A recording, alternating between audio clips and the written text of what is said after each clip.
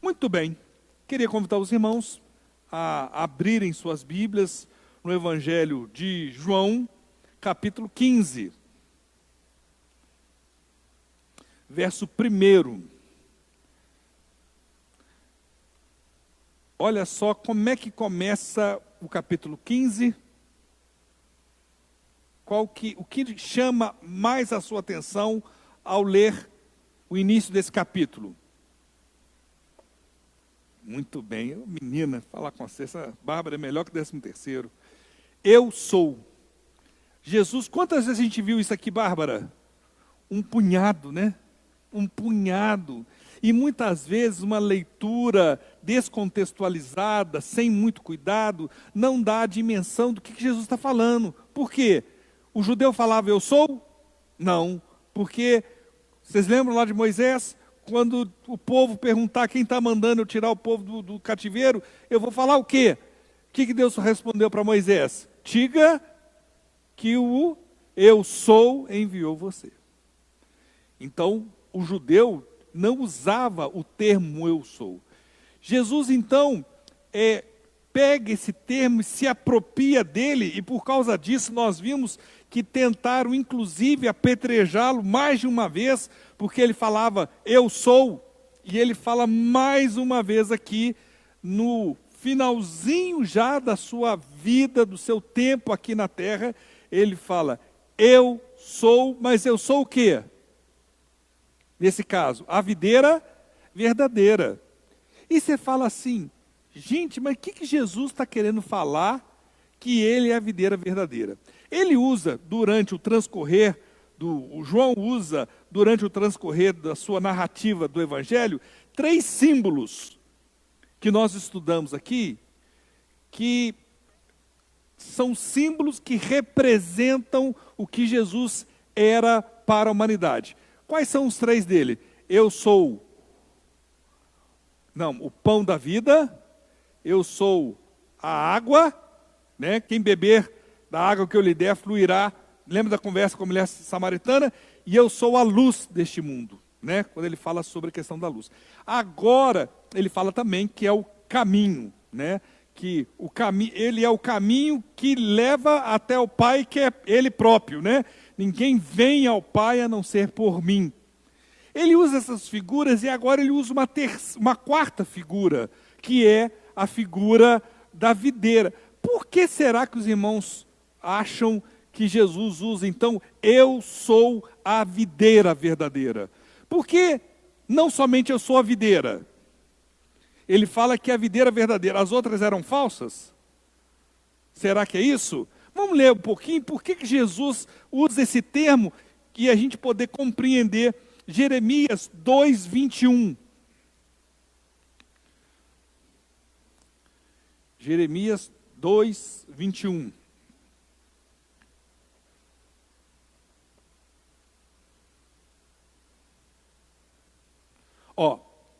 Eu a plantei com uma videira seleta de semente absolutamente pura. Como então contra mim você se tornou uma videira degenerada e o quê? Selvagem. Preste bem atenção nesse texto. Depois vamos analisar Isaías 5, de 1 a 7. E vamos contemporizar. Tem outros, né, salmos que falam sobre videira. Eu peguei 2 por causa de questão de tempo. Mas tem Isaías também que diz assim, cantarei para o meu amigo o seu cântico a respeito de sua vinha, né? Videira, bem daí, né? Meu amigo tinha uma vinha na encosta de uma fértil colina. Agora, habitantes de Jerusalém e homens de Judá, julguem entre mim e a minha vinha. Pulou 2, né? Pois é, pastor, gente, está esquisito. Ele cavou a terra, tirou as pedras e plantou as melhores vinhas, as melhores videiras.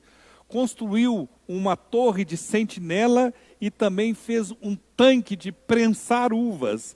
Ele esperava que desse uvas boas, mas só deu uvas boas, mas só deu uvas azedas. Agora, habitantes de Jerusalém e homens de Judá, julguem entre mim e a minha vinha. Que mais se poderia fazer por ela que eu não tenha feito? Então, por que só produziu uvas azedas quando eu esperava uvas boas? Pois eu digo a vocês o que vou fazer com a minha vinha. Derrubarei a sua cerca para que ela seja transformada em pasto. Derrubarei o seu muro para que ele seja pisoteado. Só até aí. Não, pode colocar o 6 e o 7. Farei dela um terreno baldio, não será podada nem capinada, espinheiros e ervas daninhas crescerão nela. Também ordenarei as nuvens que não derramem chuva sobre ela. Pois bem, a vinha do Senhor dos Exércitos é a nação de Israel, e os homens de Judá são a plantação que ele amava. Ele esperava justiça, mas houve derramamento de sangue, esperava retidão, mas ouviu gritos de aflição. Por que Jesus fala, meus queridos, que ele é então a videira verdadeira, à luz da comparação, da afirmação de Jesus com os dois textos lidos?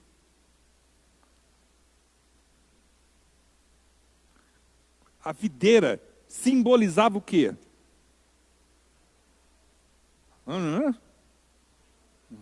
Israel. Você sabia duas coisas, dois exemplos, né?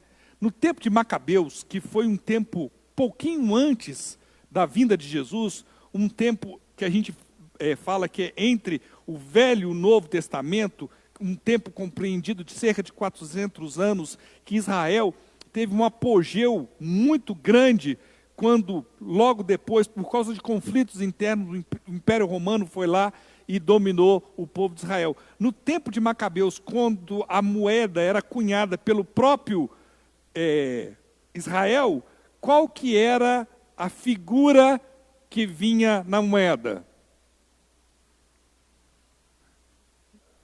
O quê? Não, César foi quando o Império Romano tomou conta. Na época que o próprio Israel produzia sua moeda. Qual era a figura que vinha na moeda? De uma videira. Olha só, porque a videira era o símbolo do que representava o povo de Israel. Vocês sabiam que no templo de Jerusalém, antes de ele ser destruído no ano 70, havia uma videira de ouro maciço na porta do templo? Pois é, tinha. E aí Jesus Cristo fala assim: eu sou a videira verdadeira. Por que ele fala então que ele é a videira verdadeira? Porque o projeto de Deus para com o povo de Israel é que aquele povo conduzisse toda a humanidade à adoração a Deus. Que o relacionamento de Deus e o povo de Israel atraísse outras nações para o convívio com Deus. Como eles não quiseram, eles deixaram de ser a videira de Deus. Você lê o texto de Isaías, a profecia que essa videira seria arrancada, seria pisoteada, e veio uma nova videira, uma videira verdadeira. Quem é essa videira verdadeira? Jesus Cristo. Olha só, agora vão juntar as duas coisas para vocês verem a dimensão da profundidade desta primeira parte do texto. Eu sou, o que ele está falando? Eu sou o quê? Deus, não é isso? Eu sou Deus. E eu sou o quê? Realmente aquilo que Deus planejava para atrair a humanidade. Eu sou a videira verdadeira. Gente, olha que profundidade em apenas 4 palavras. Eu sou a videira verdadeira e meu pai é o agricultor. Por quê? Jesus falou assim: olha, quem plantou a primeira videira que foi recusada foi quem? Foi Deus, através de quem?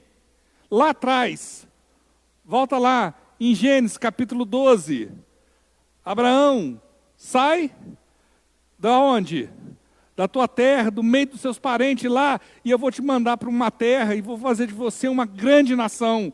essa planta que foi próprio Deus, o agricultor que preparou para que abençoasse todas as nações, se recusou a ser planta que produzisse frutos de louvor a Deus. Então, Deus manda aquele que faria a ligação entre os homens e Deus, Jesus Cristo. O meu pai é o agricultor. Todo ramo, ligado mais uma vez à videira, estando em mim, não dá fruto, ele corta. Meus irmãos, e aí eu quero fazer um parêntese grande, que nós vamos dar uma analisada. Porque esse texto, especialmente o texto de João, é utilizado por muitos de forma equivocada, defendendo a teologia equivocada de que cristão pode perder a salvação, crente pode perder a salvação. O que não procede. A salvação, quem concede a salvação, meus irmãos? São as minhas boas obras? É o meu mérito? O meu sacrifício? A minha beleza? Ainda bem que não é, né, Marcelo? Senão nós estávamos lascados, né? Quem concede a salvação? A salvação é um ato que? De Deus para com a humanidade. Mas aí tem gente que fala assim, não, mas o homem pecou, ele perdeu a salvação. Olha só, o homem pecou, perdeu a salvação. Ele confessou o seu pecado, conquistou a salvação. O Zé pecou de novo, perdeu de novo, confessou, ganhou de novo, pecou, perdeu, confessou, ganhou. Quem está nesse processo no controle da salvação? Deus ou o homem? É o homem. Como é que você lê, meus irmãos, Efésios capítulo 2, que fala que a salvação é o quê? É pela graça, não é por nada, é por meio da fé, é exclusivamente a ação de Deus para com os homens. E aí, algumas pessoas tirando o texto do contexto, nós vamos explicar para os irmãos, o contexto diz o seguinte: todo ramo que estando em mim, olha, o ramo é a igreja de Jesus Cristo, a igreja de Jesus Cristo somos nós, não é isso? A pessoa fala assim, o que está falando? Não dá fruto, ele corta. E todo que dá fruto, ele poda. E aí as pessoas falam assim, está vendo? A próprio Jesus Cristo falou que quando o cara não der fruto, ele é cortado. Então vamos ver por parte essa confusão teológica que existe. Prestem bem atenção, Romanos capítulo 5, verso 1 a 5.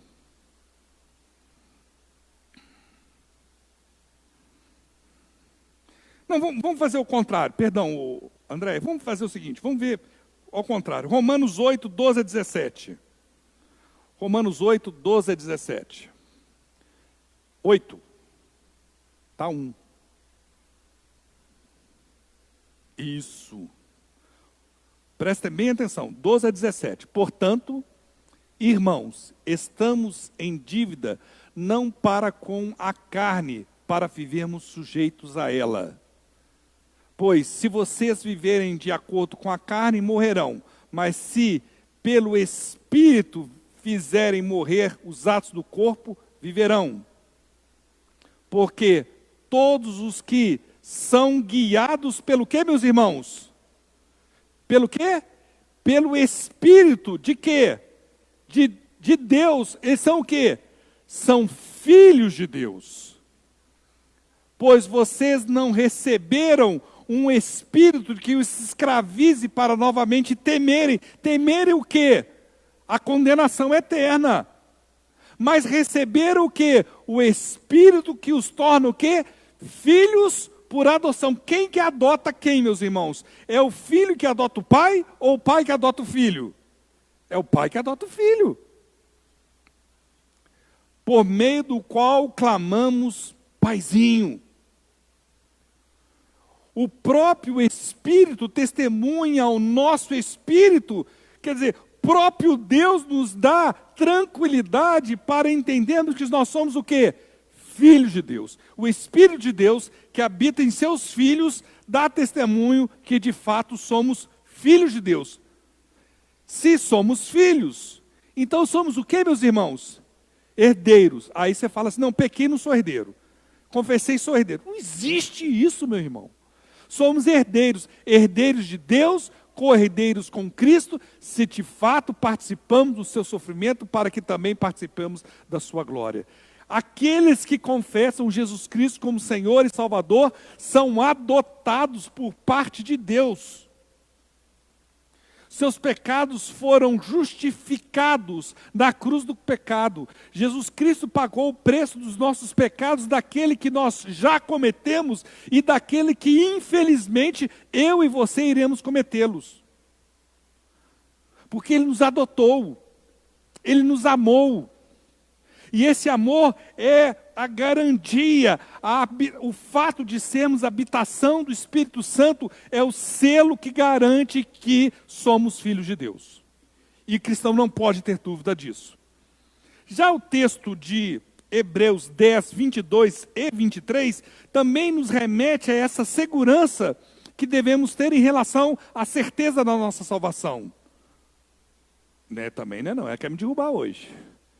Hebreus 10, isso.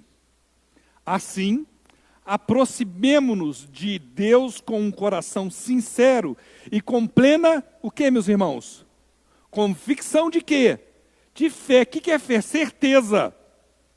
Tendo os corações aspergidos para nos purificar de uma consciência culpada e os nossos corpos lavados com água pura. Apeguemo-nos com firmeza, o que, meus irmãos? A esperança que professamos. Pois quem que prometeu, meus irmãos? Quem prometeu fazer você filho de Deus? O próprio Deus, meu filho. Ele é o quê? Aquele que prometeu é o quê? Ele é fiel. Nós temos diversos outros textos que podem endossar esse conceito de que filho de Deus é filho de Deus. Deus não faz igual, a gente já ouviu alguns casos que pai que adota o filho começa a dar muito problema e devolve o filho. Não quero mais não. Veio com defeito de fábrica. Deus não é assim não, meus queridos. Nós fomos lavados pelo sangue precioso de Jesus Cristo. Lá, por aquele sacrifício, nos tornamos filhos de Deus. E aqueles que confessam de fato que Jesus Cristo é Senhor e Salvador de sua vida, não pode perder a salvação. E esse texto usado por muitos para advogar esse conceito, completamente equivocado. Vamos ler aí Romanos 5, 1 a 5, para entender então o que ele está falando. Inclusive, o capítulo 5 de Romanos, ele é a introdução do conceito de justificação. Mas não é nem isso que eu quero falar com os irmãos, não. Tendo sido, pois, justificados pela fé, temos paz com Deus por nosso Senhor Jesus Cristo. Por meio de quem obtivemos acesso pela fé a esta graça, na qual agora estamos firmes e nos gloriamos na esperança da glória de Deus. Não só isso, mas também nos gloriamos nas tribulações, porque sabemos que a tribulação produz o quê? Perseverança. A perseverança, um caráter aprovado. E o caráter aprovado, esperança. E a esperança não nos decepciona, porque Deus derramou o seu amor em nossos corações por meio do Espírito Santo, Santo que Ele nos concedeu. Queridos, o que Jesus Cristo está falando aqui? Se você não está dando muito fruto, você pode ser cortado no sentido de passar por uma grande dificuldade para que você se acorde da sua condição de criança, de bebê espiritual. Aqui Jesus Cristo está usando uma linguagem figurada, uma linguagem que remeta a pessoa ao discernimento que aquele que é cristão de fato tem que dar fruto. Se você está em Cristo Jesus, você tem que dar fruto. Se você não está dando fruto, pode ser que Deus o aperte, pode ser que Deus o corrija, para que você entenda a responsabilidade e a dimensão de ser chamado filho de Deus. E Ele o texto dá tanto a entender que ele fala assim: e todo que dá fruto ele poda. Que poda é essa, meus irmãos? Por que quem mexe aqui com agricultura, por que a gente poda as plantas, as árvores frutíferas? Para que ela dê mais fruto. Para que ela dê mais fruto. Então, os dois textos estão, as duas situações é para que a pessoa entenda a responsabilidade, para que dê mais frutos. Aí, ele completa o raciocínio dele com: vocês já estão limpos pela palavra que lhes tenho falado. Versículo 3. Permaneçam em mim, e eu permanecerei em vocês. Permaneçam em mim, e eu permanecerei em vocês. Nenhum ramo pode dar fruto por si mesmo, se não permanecer na videira. Vocês também não podem dar fruto, se não permanecerem em mim. E aí, ele faz uma declaração que chama muito a atenção. Eu sou a videira verdadeira, e vocês são ramos.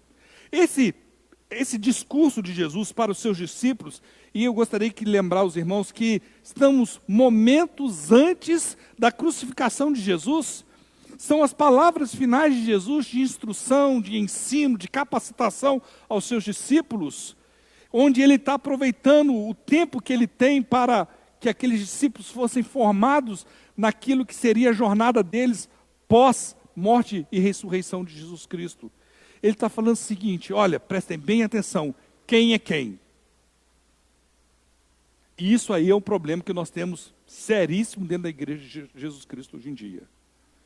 Nós, em algum momento, muitas igrejas perderam a dimensão de quem é quem.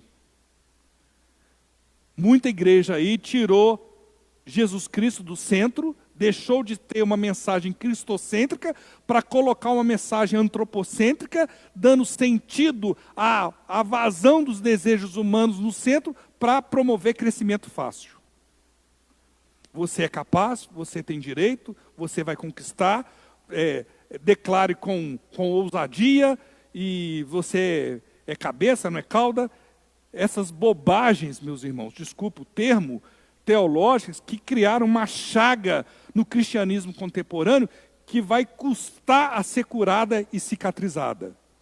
O que Jesus Cristo fala assim, presta bem atenção. Eu sou a videira, vocês são os ramos. Se vocês não tiverem ligado em mim, quer dizer, se a seiva que nutre vocês não for vinda de mim, vocês não têm condições de fazer o quê? Absolutamente nada. Se você quer saber se uma igreja é verdadeira ou não, olhe para a mensagem dela em relação a Cristo. Se a mensagem central não for Cristo, o reino de Deus, a restauração da humanidade, a imagem daquilo que Deus propôs para cada um de nós, ela não é uma igreja cristocêntrica. Ou ela não é uma igreja, ela é outra coisa. É um centro cultural, um centro de entretenimento, show gospel, e por aí vai. Igreja de Jesus Cristo, não. Igreja de Jesus Cristo, a característica dela é essa: estar ligada essencialmente à videira. E não é qualquer videira, é a videira verdadeira. Se alguém permanecer em mim e eu nele, esse dará muito fruto. Olha, meus irmãos, é lógico que só podemos dar fruto se tivermos ligado a Cristo. Na realidade, todos nós damos frutos. Só que Israel estava dando qual tipo que nós lemos lá em Isaías? Que tipo de fruto Israel estava dando? Quê? Azedo. Que não prestava. Todos nós damos frutos. Na medida, o fruto nosso está diretamente a doçura do nosso fruto, como Marcelo lembrou aqui o texto de Isaías, está diretamente ligado ao nosso relacionamento com Jesus Cristo, que é quem nos nutre, quem nos capacita a darmos frutos que glorifiquem a Deus. Então, se nós estivermos ligados a Jesus Cristo, daremos frutos de verdade. Aí ele fala, vamos repetir os 5, pois Eu sou a videira, mais uma vez o eu sou, repetindo aí, né? Vocês são os ramos. Se alguém permanecer em mim e eu nele, esse dará muito fruto, pois sem mim vocês não podem fazer o quê? Coisa alguma. Dá até vontade de fazer, não, nós podemos fazer sim. Errado, coisa errada, nós somos bons para fazer os negócios. Dá vontade até de fazer, colocar um parênteses no texto aqui, não. Sem Jesus não conseguimos fazer coisa assim, coisa errada.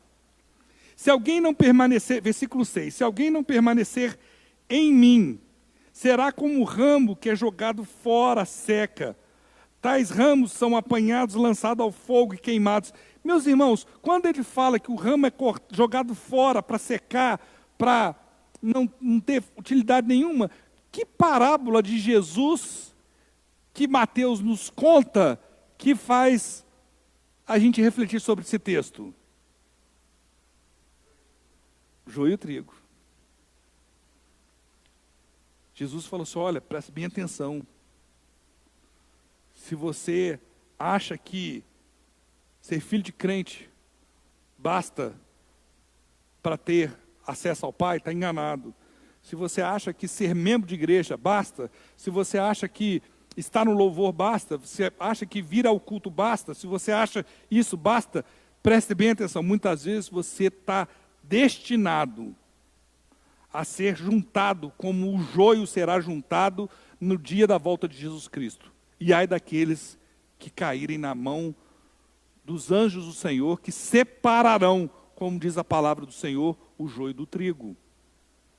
Existe uma expectativa escatológica da vinda de Jesus Cristo que se cumprirá no devido tempo, e neste momento, só aqueles que estiverem ligados à videira verdadeira farão parte eternamente, como dissemos domingo passado, de uma nova era, onde o reino de Deus será estabelecido de forma completa. Se vocês permanecem em mim, e as minhas palavras permanecem em vocês, pedirão o que quiserem e lhes será concedido. Aí no textos que se faz bobagem, meus irmãos, este é um dos top 10. Você já viu aí esses negócios que você está mexendo no Facebook, os gols mais bonitos, os 10 não sei o que lá? Esse é um dos 10 textos mais mal utilizados da palavra de Deus. E nós vimos isso semana passada, por isso eu vou passar alto por isso, porque as pessoas acham que pode fazer o que quiser, né? Uma pessoa uma vez falou comigo, não, mas você não está entendendo, existe um poder no nome de Jesus que me dá autoridade para fazer o que eu quiser. Eu falei, é mesmo? Você não entende esse poder? Eu falei, então me explica, vai passar um ônibus aqui, e ele vem desembestado lá de baixo, então, que ele estiver bem chegando, você pula na frente dele e fala assim, o nome de Jesus não me atropela. Você está louco? Eu vou assim, mas não, ou é para tudo ou não é para nada. Por que você não faz isso? Ué, mas eu não tenho coragem. Porque não é da vontade de Deus que você se joga na frente do ônibus. A vontade de Deus só é cumprida, o pedido nosso só é cumprido. O que Jesus Cristo fala? Quando nós pedimos, tiver o quê? De acordo com a vontade de Deus. A gente pede e não recebe porque o quê? O que diz o texto? Porque a gente pede mal. A gente pede mal. Se existe uma autoridade dessa forma aqui, algumas pessoas advogam, por que não pede os números da loteria esportiva? Acabar com a miséria aí, ó. Vamos ganhar toda semana na quina. É quina, né? Quina, sei lá o que é aí, ó. Vamos ganhar toda semana. Mas não, meus irmãos, as pessoas tiram o texto do contexto e lá, né, por causa do tempo aqui, nós vimos isso semana passada, 1 João capítulo 5, verso 14 e 15, você pode ler também Tiago 4, de 1 a 3, e explica que Deus tem prazer em atender os seus filhos, aqueles pedidos que estiverem de acordo com a vontade de Deus para as nossas vidas. A Bíblia é repleta de exemplos disso. O apóstolo Paulo fala que 3 vezes, Paulo, meus irmãos, não é João Marcos não, é Paulo, pediu 3 vezes para que ele fizesse o quê? Tirasse o quê? O espinho da carne. O que Jesus falou? Tiro não, minha graça te basta. Você vai conviver com o espinho da carne. Então, meus queridos, que história é essa? Que com o nome de Deus é um condão de uma farinha mágica que você pode fazer o que quiser. Aí você cria crente frustrado, crente revoltado. Aí o cara pede e não recebe. Qual que é a lógica? Você está em pecado. A culpa ainda é do sujeito, não é da teologia, não. Você está em pecado, por isso que você não recebe. Você não está entregando dízimo. Você está entregando vígimo. Né? E agora tem umas igrejas que estão defendendo vígimo. Vocês viram aí? Os caras são bons no negócio. Muito bem. Meu Pai é glorificado pelo fato de vocês darem muito fruto. E ele está falando aí, meus irmãos, lembremos-nos exclusivamente com quantos discípulos? 12? 11. Judas já saiu para fazer o serviço sujo dele. E ele olha para os discípulos e diz: vocês darão, meu Pai é glorificado pelo fato de vocês darem muito fruto. E assim vocês serão meus discípulos. Que fruto é esse, meus irmãos? Já pararam para pensar, que fruto é esse? Será que Jesus está falando da uva docinha? Vamos abrir, meus irmãos, em Gálatas capítulo 5, verso 22. Prestem bem atenção o que o apóstolo Paulo nos diz do que é o fruto que Jesus se refere aí. E prestem bem atenção que os frutos da carne, olha que existe, parece uma contradição da língua portuguesa, que está errado, porque são os frutos da carne, mas é o quê? O fruto do Espírito, não são os frutos do Espírito, ou seja, aquele que é guiado pela ação do Espírito Santo dá todos esses frutos, mas o fruto do Espírito é amor, alegria, paz, paciência, amabilidade, bondade, fidelidade, mansidão e domínio próprio. Contra essas coisas, não há lei. Quando Jesus Cristo olha para os seus discípulos e fala assim: meu Pai é glorificado pelo fato de vocês darem muito fruto. São esses frutos que Jesus estava pensando que esses discípulos nos dariam, porque estes frutos é que nos faz ter a nossa imagem restaurada enquanto seres humanos. A gente tem que entender, queridos, que o pecado contaminou a criação de Deus. Nós perdemos, por causa da ação do pecado sobre as nossas vidas, a imagem e semelhança de Deus. Quando a gente vê pessoas que cometem crimes bárbaros, né? Aquele que entra na casa, mata, estupra, queima, aquele negócio horroroso que você fica pensando: meu Deus, esse sujeito é o quê? É um monstro. Não é isso que a gente fala? Por que a gente fala um monstro? Porque a imagem dele foi contorcida, contaminada, corrompida pelo pecado, que a gente não vê que ele é um ser criado à imagem e semelhança de Deus. O que Jesus falou para os seus discípulos, então? Se vocês estiverem ligados na videira verdadeira, se vocês se alimentarem da minha palavra, se vocês estiverem ligados em mim, vocês darão fruto que farão que vocês sejam parecidos com Cristo Jesus, comigo. O propósito de Deus em Cristo Jesus para com a igreja é formar uma família de muitos membros que são parecidos com Cristo Jesus. É isso que dá esse fruto, meus irmãos, que o apóstolo Paulo fez uma relação de alguns deles na carta de Gálatas, no capítulo 5. Muito bem, versículo 9. Como o Pai me amou, assim eu os amei. Meus irmãos, para tudo. Presta bem atenção, porque a gente faz uma leitura muitas vezes rápida, não entende o que Jesus está falando. Presta bem atenção no que Jesus está falando. Olha, presta bem atenção. Jesus falando para os seus discípulos. Imagina o tamanho do amor de Deus Pai para comigo. Pensa, eu acho que Jesus falou assim, pensa, o tamanho de Deus Pai para comigo. Um amor de um relacionamento desde a eternidade. É com esse amor que eu amo vocês. Olha que coisa profunda. Como o Pai me amou, assim também eu os amei. E ele faz um desafio para nós. Permaneçam nesse amor. Permaneçam no meu amor. Isso é difícil demais, meus irmãos. Característica número um de uma igreja verdadeira. É uma igreja que ama.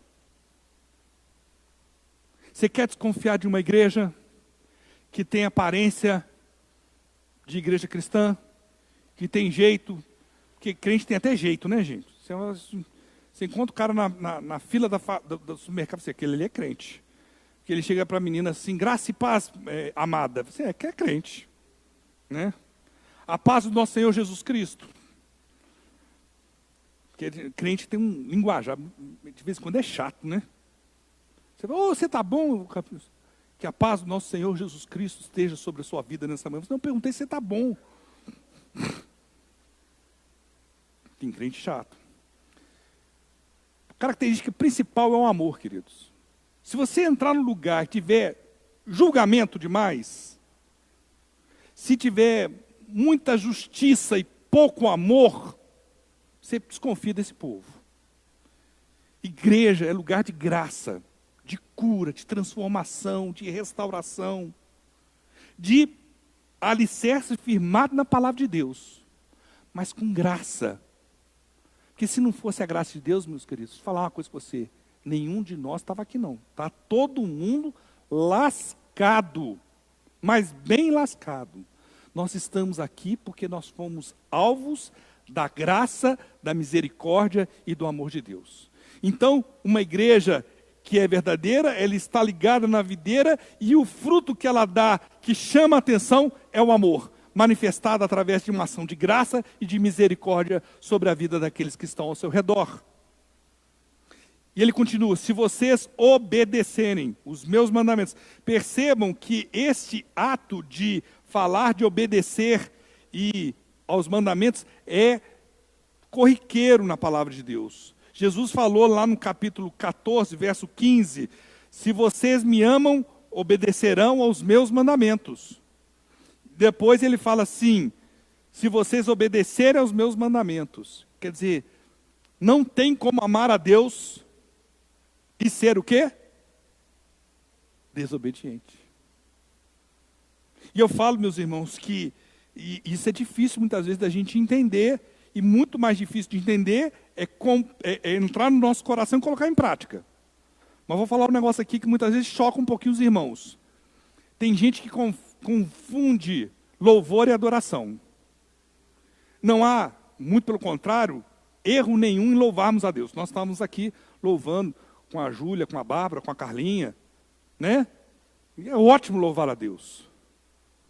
Mas a gente adora a Deus quando a gente obedece. E a gente acha que levantar a mão, virar o olhinho, está adorando a Deus.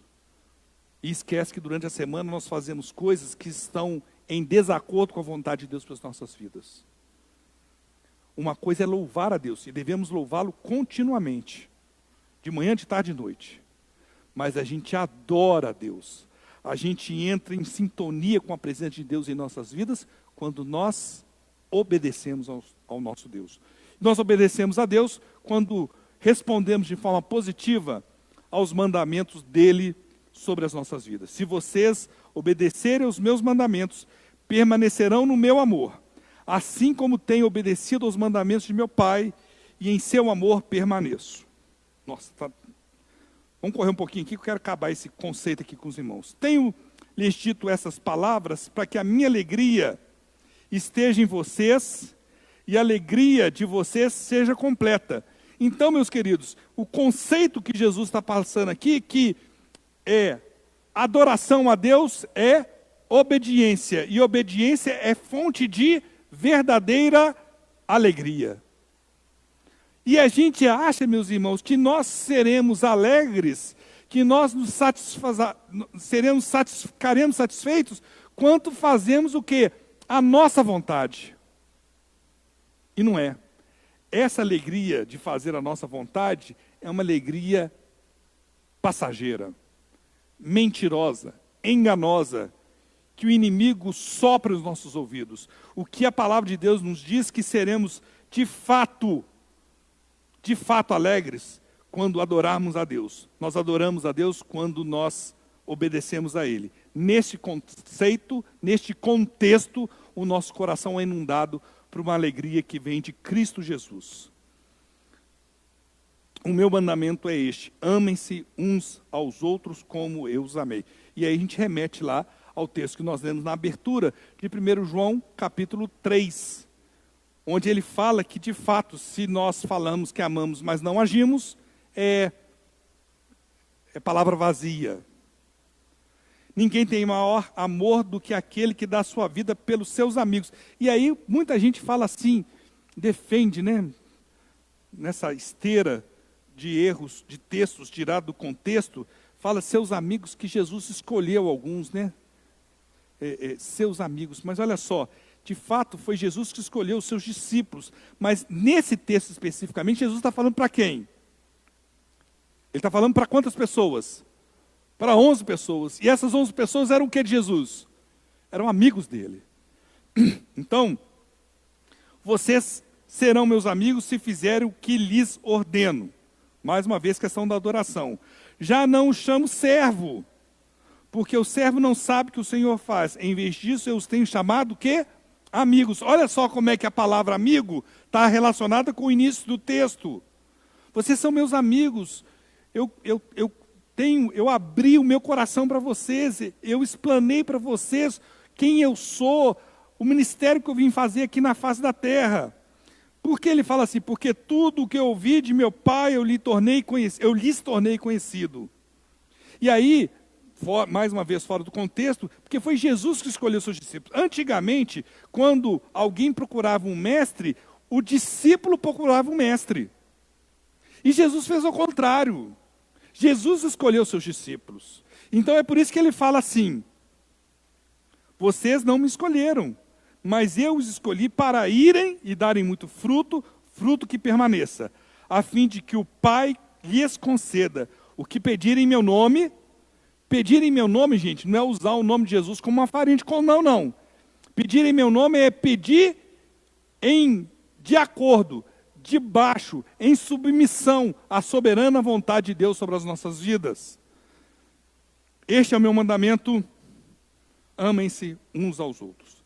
O resumo, então, dos mandamentos de Jesus para com a sua igreja é amor. Ufa! Dei conta, pensei que não fosse dar conta dos 17 versículos, mas conseguimos. Espero que essa palavra fale ao seu coração. Leia durante a semana esse texto com calma, medite sobre ele, peça que Deus guarde essa palavra no seu coração. Como diz o salmista, guardei a tua palavra no meu coração para não pecar contra ti. Que essa seja uma realidade de toda a nossa igreja. Amém, meus irmãos? Deus abençoe a vida dos irmãos. Vamos colocar em pé, vamos orar. Quero agradecer a presença do irmão. Deus abençoe sua vida. Prazer tê-lo aqui conosco, viu? Vou pedir o irmão Marcelo, nos eleve a Deus em oração. Obrigado por esse tempo que temos passado aqui na tua presença, pelo estudo da tua palavra. Oramos, meu Pai, que tudo isso que temos aprendido hoje, revisto na tua palavra, possamos colocar em prática, meu Pai, para sermos como o Senhor esperava dos teus discípulos e o que o Senhor espera de nós. Que sejamos chamados pelo Senhor de verdadeiros amigos, obedecendo a tua vontade, cumprindo os teus mandamentos e amando não apenas de boca, de palavra, mas nos amando uns aos outros, como o Senhor ensina na bendita palavra de Deus. Leva-nos em paz agora para os nossos lares e dá-nos um final de semana abençoado, Pai, pedimos a tua bênção. Jesus.